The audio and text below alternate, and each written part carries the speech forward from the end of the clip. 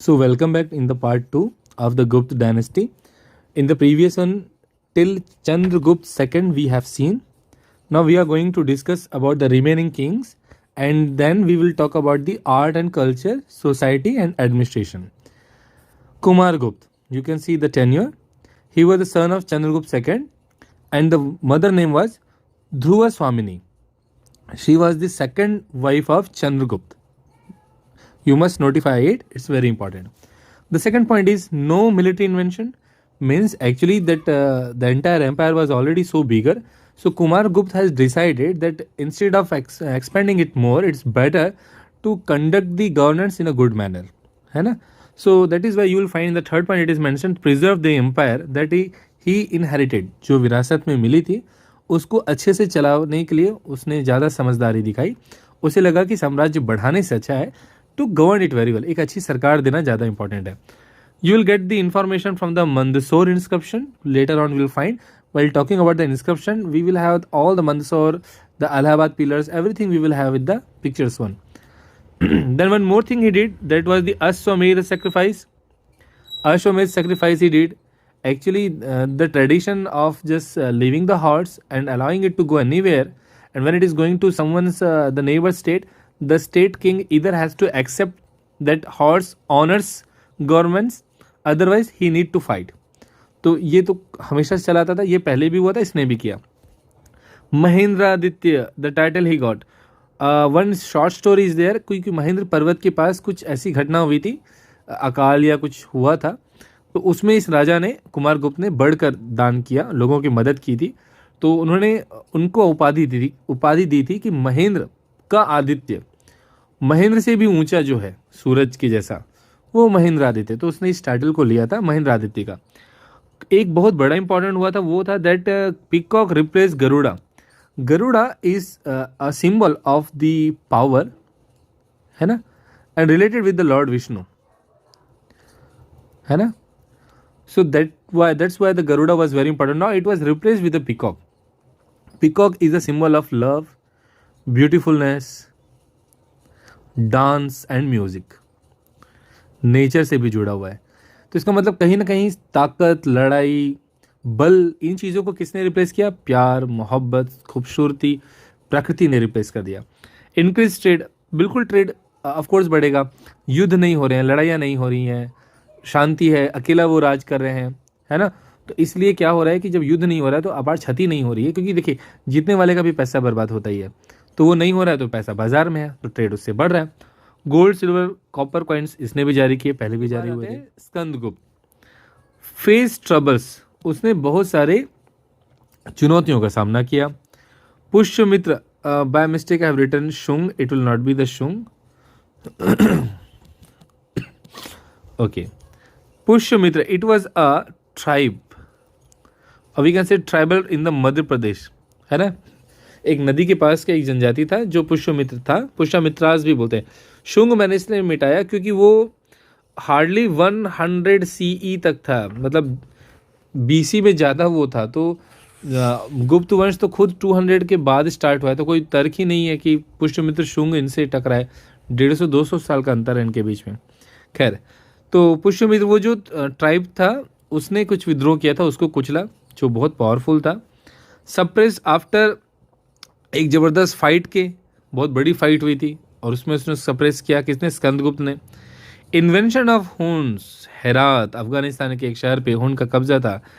हून में एक राजा था अतिल्ला, सबसे पावरफुल यही था, और ये बहुत बार्बरिक थे, बहुत जानलेवा हमला करते थे, बर्बरता के साथ लड़ाई लड़ते थे. लड़ने के बाद अगर जीत गए तो मासूम बच्चों का कत्ल करना, बच्चियों को ले जाना, उनके साथ गलत करना, उनको मार के फेंक देना, ये सब उनका बहुत ज़्यादा रहता था. वो एक डर कायम करना चाहते थे कि इनसे एक लोगों में डर रहे ताकि वो हमसे लड़े ही ना.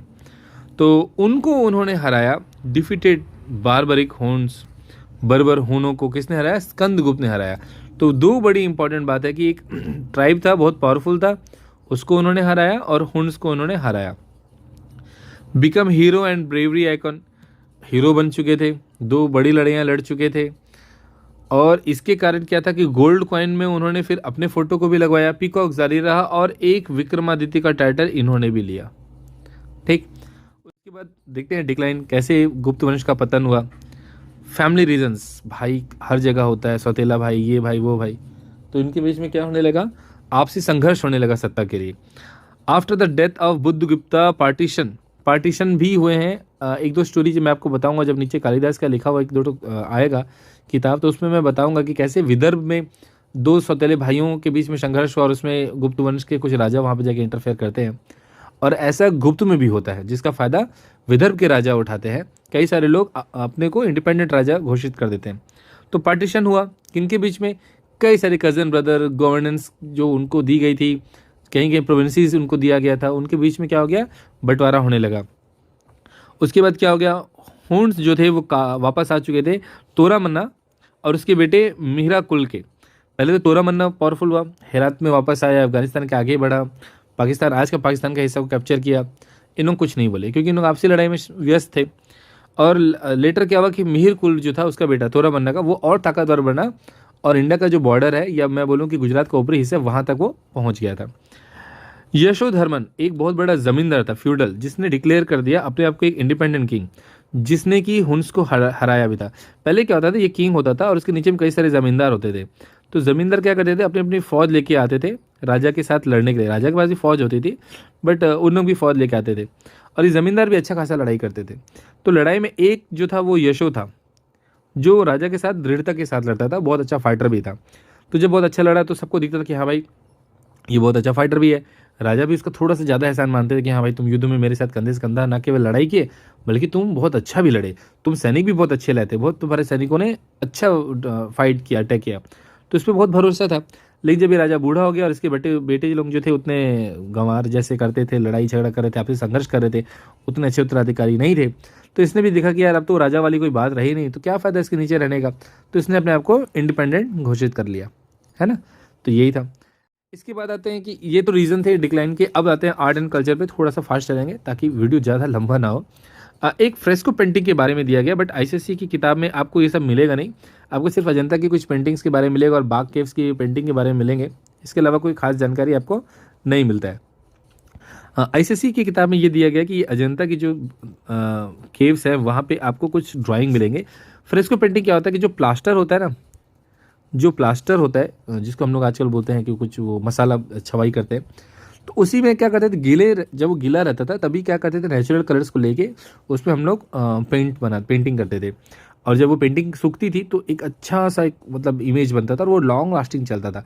सोचिए इतने सालों बाद तक वो काफ़ी हद तक टिका हुआ है, वरना आजकल की पेंटिंग तो टिकती नहीं है। तो यही फ्रेस्को पेंटिंग था। ये एलोरा में आपको नहीं मिलेगा क्योंकि एलोरा ना केव्स बेसिकली है और बहुत सारे केव्स है और हर केव्स में कोई ना कोई एक आकृति रखी हुई है। जबकि अजंता में पेंटिंग ज़्यादा है, एलोरा में मूर्तियाँ भी ज़्यादा हैं, पेंटिंग कम है। फिर बाग केव्स में आपको पेंटिंग मिलेगा। बाग केव में थोड़ा सा पेंटिंग इसलिए अलग है कि उसमें एक चीज़, उसमें जो कलर का इस्तेमाल किया गया ना वो अलग है और उसमें वो थोड़ा सेक्युलर ज़्यादा है। उसमें क्या है कि ना मतलब बुद्ध का है, विष्णु का है, सभी चीज़ों का मिलता है। एक पेंटिंग के बारे में और एक चीज़ मैं बता सकता हूँ कि इन लोग ना ह्यूमन पे, इंसान पे पेंटिंग ज़्यादा करते थे और एनिमल्स ये सब जो था ना वो सब फिलहाल थोड़े कम थे पेंटिंग में। आप कोई भी पेंटिंग देख लीजिए। और औरतों के ऊपर में, औरतों के ऊपर में भी बहुत सारी पेंटिंग है, वरना इससे पहले जो पेंटिंग थी उसमें औरतों का उतना जिक्र नहीं होता था। ठीक, अब आर्ट एंड कल्चर की बात करते हैं। मैंने यहाँ गैप किया था कुछ पिक्चर डालने के लिए, बट पिक्चर डालना मैं भूल गया हूँ।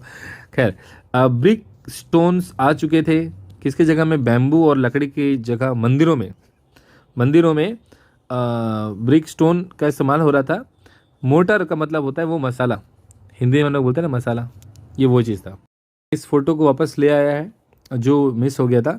आप देख सकते हैं थोड़ी धुंधली होगी, बट मैं आपको बताता हूँ ये शिखर है ना, और ये एक स्तंभ है। ये वो एरिया है जिसको हम कहते हैं कि पोर्च है, सामने एक छत जैसी बनी हुई है और इसके नीचे यहाँ जगह है।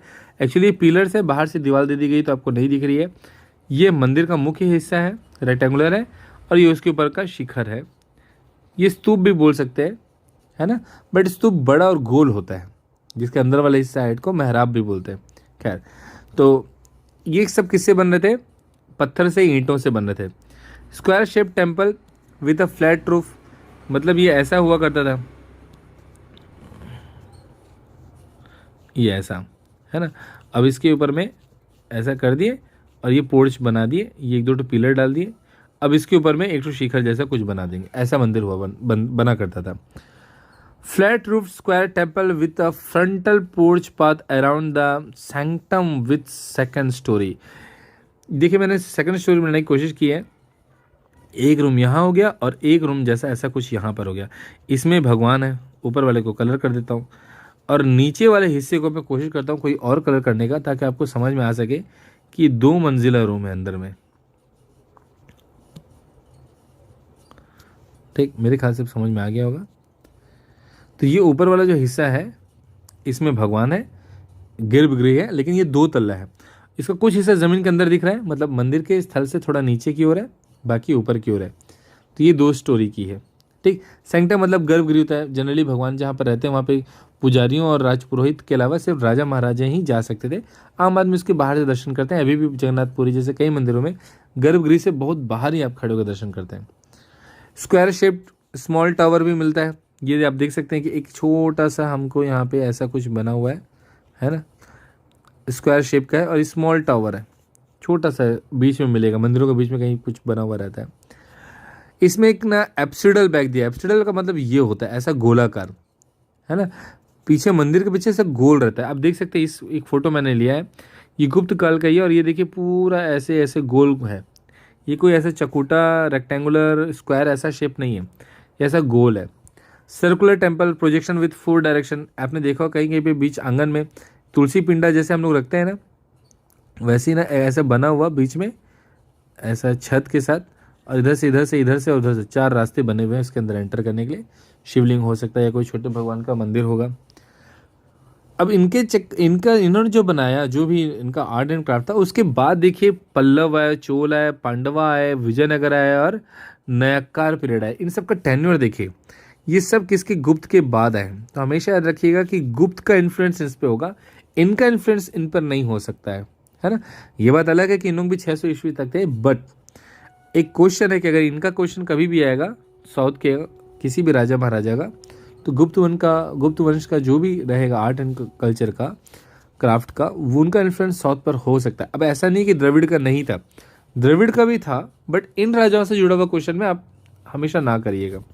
ये द्रविड़ स्टाइल है, थोड़ा सा चौड़ा होता है, मूर्तियाँ ज़्यादा होती हैं, ऊपर की ओर बढ़ते जाती है, नोकीला नहीं होता है, ऊपर भी फ्लैट रूफ होता है, ऊपर मेडल्स को लगाया जाता है, इस एरिया में मेडल्स को लगाया जाता है, मूर्तियों से भरा हुआ रहता है। जबकि ये नगरा वाला जो सिस्टम है, ये हमने मतलब गुप्त वंश से स्टार्ट किया था, या उसको और अच्छे से किया था। और एक ये वैसा वाला भी है जिसमें कि भी शिखर होता है, बट ये थोड़ा सा ज़्यादा चौड़ा फैला हुआ होता है। नीचे बहुत स्तंभ चौड़े होते हैं, बड़े बने हुए रहते हैं, बहुत दूर तक फैला हुआ रहता है मंदिर, और इसमें एक ठो शिखर होता है। जबकि नगरा में हो सकता है कि एक से ज़्यादा भी हों और छोटे छोटे कई सारे हों। जैसे नॉर्दर्न स्टाइल टेम्पल और साउदर्न के इसमें बताया गया कि इसमें साउदर्न स्टाइल के जो टेम्पल थे वो सिंगल एक ऐसे एकदम ऐसे नोकीले फ्लैट हुआ करते थे, जबकि नॉर्दर्न में क्या होता था कि कई सारे स्तूप भी बना हुआ करते थे, जिनको हम लोग मंडपास कहते थे। ये इनका एक शिखर है। बाद में क्या हो गया, इनमें मूर्ति लगनी स्टार्ट हो गई, है ना, मूर्ति सब जगह मूर्ति बढ़ने लगी, तो कैसे दिखने लगा, ऐसा चौड़ा हो गया। जबकि इसमें ऐसा कुछ भी खास नहीं हुआ, इसमें सिर्फ डिज़ाइन बनते थे, मूर्तियाँ कम लगती थी। ये एक और टेम्पल के बारे में जानकारी है, भीतरगांव के बारे में, कानपुर डिस्ट्रिक्ट के पास में है। इसके बारे में पढ़िएगा कि टेराकोटा और ब्रिक से बना हुआ है ना। मैं इसके नोट्स भी दे रहा हूँ, वही चीज़ को जो मैंने ऊपर कहा है वही रिपीट हो रहा है। विष्णु भगवान से जुड़ा हुआ है, दशावतार इसमें है। देवघर वाला जो है वो पूर्ण रूप से दशावतार के बारे में है, वो शायद फोटो डालना हम भूल गए, आप पढ़िएगा, आपके बुक में होगा। एक और है मोनेस्ट्रीज एंड स्तूपास, 2 है, मीरपुर का एक है, एक धामे का है, ये 2 है, बौद्ध धर्म के लिए लोग करते थे। स्कल्पचर, ये बड़ा इंपॉर्टेंट है, मूर्तियाँ, रेड स्टोन और सैंड स्टोन। तो ये आपको रेड स्टोन में दिख रहा है, मथुरा स्कूल है, ये आर्ट का नाम है, एक प्रकार का मान्यता दिया गया है। और एक सारनाथ है, ये है, इसमें सैंड वाली रहती है, सफ़ेद मूर्तियाँ रहती है, कुछ बैठी हुई मूर्तियाँ भी दिखेंगी। तो बैठी और खड़े होने के आधार पे भी वर्गीकरण है, और रेड और वाइट के आधार पे भी वर्गीकरण है, और दोनों ही आपको मिलते हैं। मूर्तियों में ह्यूमन फिगर मिलता है, प्लांट्स और एनिमल उसके आसपास होते हैं। एनिमल का मूर्ति आपको नहीं मिलेगा, पेड़ पौधों की मूर्तियाँ आपको नहीं मिलेंगी। आदमी हमेशा जवान दिखाया गया है, बूढ़े और बच्चों को उसमें नहीं लिया गया है। कम से कम ज्वेलरी ये दिखाता है कि वो जो मूर्ति थी उसकी सुंदरता उसके सादेपन में थी। मतलब कि सादापन किसका होगा? धर्म का। अगर मूर्ति में राजा का इन्फ्लुएंस होता तो पूरे सोने चांदी से लदा हुआ रहता। मतलब कि धर्म धर्म की महानता थी। राज सिंहासन, राज परिवार, ऐशो आराम, धन संपदा, इन सब से ऊपर धर्म का अस्तित्व था। इसलिए धर्म से जुड़े हुए लोग हमेशा सादे कपड़ों में होते हैं। इसलिए उन्हीं के जैसा बनने की या बनाने की कोशिश आपको हर मूर्ति में मिलेगी। अब बात करते हैं एडमिनिस्ट्रेशन के बारे में। किंग सबसे बड़ा था, असिस्टेड बाय चीफ मिनिस्टर, सेनापति and council of minister. Council of minister आपको याद रखना चाहिए। गुप्त वंश में ये बार बार पूछता है कि काउंसिल ऑफ मिनिस्टर्स किसके डायनेस्टी में सबसे पहले एक समृद्ध रूप में देखने को मिला था। तो ये आपको गुप्त वंश लिखना चाहिए। वेरियस नेम थे एम्पायर के, राज्य, राष्ट्र, देशा, मंडला, कई सारे हो सकते हैं। डिवाइड इनटू भुक्ति प्रोविंसेस, ये इंपॉर्टेंट है। एक देश जो था, जो भी बड़ा एरिया था, वो प्रोविंसेस में बटा हुआ था, जिसको हम प्रदेश या भाग कहते थे। हर प्रोविंसेस अलग अलग डिस्ट्रिक्ट्स, जिनका एक और नाम था विषय, विषय में वो बटा हुआ था। और जो हेड ऑफ विषय होता था, मतलब जिले का जो हेड होता था, वो विषयपति कहलाता था, जो इक्विवेलेंट था आज के कलेक्टर के जैसे। विषय डिवाइडेड था नगरों में, नगर डिवाइडेड थे विलेज में। छोटे विलेजों का ग्रुप कहलाता था संतक, है ना। और बहुत ज़्यादा छोटे जो विलेज होते थे उनका ग्रुप कहलाता था पट्टा, है ना। तो ये थोड़ा सा आपको कुछ नाम याद रखना है, सिर्फ नाम रखना है, और इसको डिफाइन करने वाला कुछ भी नहीं है जो मैं यहाँ बकवास करूँ। सिटी एडमिनिस्ट्रेशन, शहर के एडमिनिस्ट्रेशन के लिए पूरा पाला, एक ये वर्ड था, बहुत कठिन है प्रोनाउंसिएशन करना। अब आते हैं उन पोस्टों के बारे में। किंग सुप्रीम थे, प्रोविंशियल हेड को बोलते थे उपरिकाज या उपारिका भी बोलते थे। डिस्ट्रिक्ट हेड हमने बताया, विषय जो हेड होता था वो क्या होता था, लिखना भूल गया, विषयपति, ठीक। और नगर का क्या होता था, नागरिका होता था, नगर का हेड। अभी नगरिका ना एक तरह का ना आयुक्त टाइप का, नगर निगम का जो होता है ना, उस टाइप का चीज़ है ये। और ये विषयपति क्या है, जिले का पूरा देख रहा है। विलेज का हेड कौन करता था, ग्रामिका। और ये क्या है, अष्टकुलाधिकरणा, ये खरीद बिक्री ये सब करता था वहाँ का, जो भी पैसा कौड़ी का काम है, जमीन उमीन का।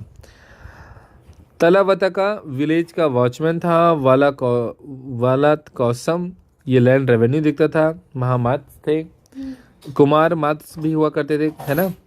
और एक किंग जो था वो बहुत ज़्यादा डीपली जुड़ा हुआ था आयुक्तों के साथ।